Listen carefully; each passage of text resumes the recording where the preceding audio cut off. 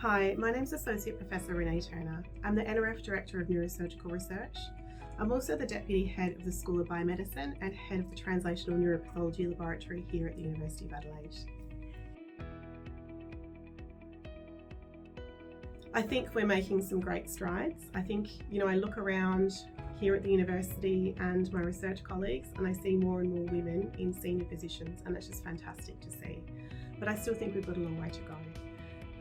We want to see more women with a seat at the table, holding those leadership positions, being heard, and making meaningful contributions within their fields. I think just do it. Don't be put off by that kind of stereotype of that old guy with the grey hair and a lab coat. Scientists don't look like that anymore. Scientists are of every persuasion, and lots of amazing female scientists who are just getting in there and making fantastic contributions. So I think talk to a scientist, go and send them an email, go and chat to them in class, and just start a conversation, get their advice and get some experience. So don't be afraid to put yourself out there. I think when you do, that's when the best things happen.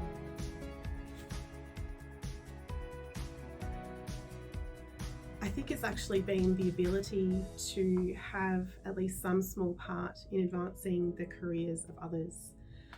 As a mentor myself and a research supervisor and leader, I have many students come through the lab and staff as well, and I have the opportunity to kind of support them, mentor them, and kind of shape their career. And seeing their outcomes and what they do following their time in my lab has been fantastic to see. My research program is largely focused on stroke, so specifically ischemic stroke or a blockage type of stroke. And up until now I've been really focused on the acute phase of stroke, so what happens in those hours to days following stroke, and complications like brain swelling and reperfusion injury. More recently I've also become very interested in the long-term consequences of stroke. So we know that there's really good treatments to bring the blood flow back to the brain in acute stroke.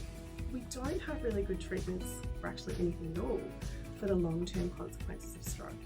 And this is what actually does really negatively impact people's long-term outcomes from stroke. I can think of one time when I was doing a study looking at brain swelling, and this is a very devastating complication of stroke and other injuries such as brain injury, and is really associated with an increased death and disability outcomes for patients. So we had screened a novel treatment for brain swelling, and it actually reduced brain swelling, reduced the pressure within the brain, and completely stopped mortality. So that was very exciting. And I remember when I got that data, I ran up to my supervisor's office and showed them the data. It was really great. That agent is now in clinical trial, so we have our fingers crossed that can really be producing meaningful outcomes for stroke patients in the near future.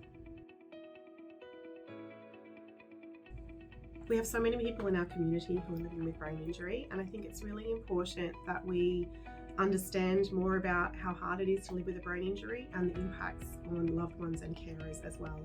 So I think if we can engage with Brain Injury Awareness Month, understand more about the impacts, that will help us as community members to support, but also those that can help more, like researchers and clinicians as well. The NRF provides this environment where we can really meaningfully intersect with our clinical colleagues as well. And so we have the basic science expertise, that discovery science and knowledge, and then we have our clinician colleagues who are bringing the real patient experience from the coalface. And so together that provides this really good melting pot of expertise, and we've been able to start tackling some really tricky challenges in the brain injury and stroke space as a result of that. And so, the fundraising efforts of the NRF, the supporter base, all those fantastic donors, it really does make a huge impact, because having that ongoing support of the NRF allows us to do that research. We all know that funding research can be expensive and be difficult to get funding. So having the NRF here in South Australia really is game changing for us as scientists and clinicians.